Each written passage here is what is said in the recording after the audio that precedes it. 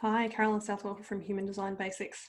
Today I want to answer the question that comes up a lot in the background of people's thinking, and that is, do I have to follow human design to the letter?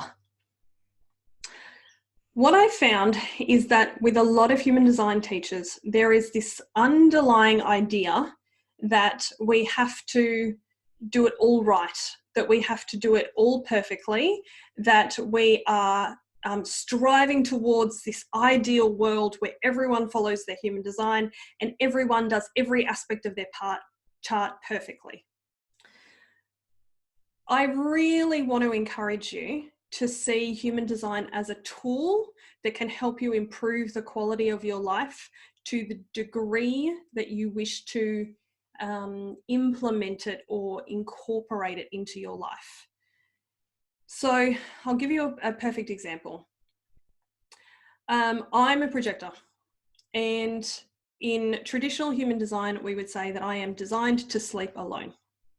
However, I'm in a relationship that's only about 1.5 years old, and in this relationship, it doesn't feel, the times when I tried to spend some time sleeping alone, and I did need to at the beginning to just kind of get used to being in a new house after spending so much time living alone. What I found is that it was put too much of a strain on my relationship with my partner, who is open to human design, but it's still fairly new to him. And he doesn't feel as a manifestor. So as another non-sacral type who in theory should be sleeping alone according to traditional human design, he doesn't feel like that's true for him. He feels very happy. He has all the, apart from the sacral, he has all the motor centers defined. So if you know quite a lot about human design already,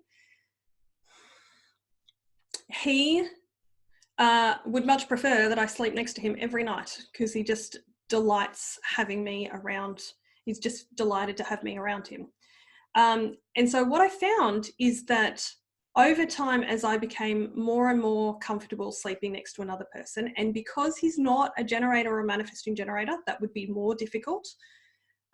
Because he doesn't have his sacral defined, I find that it works better in our relationship for us to sleep in the same bed. Now, I do notice that when what really works for us is that he gets up really early. He just has a normal wake up sort of between 4:30 and 5 o'clock. And so I stay in bed for another couple of hours. And I find that that means I can get a whole sleep cycle in the bed in my own auric field. And I'm sure that the quality of sleep I'm getting then is better, but it gives him some time to go and do the other things that he wants to do. And I can quote unquote catch up on some sleep.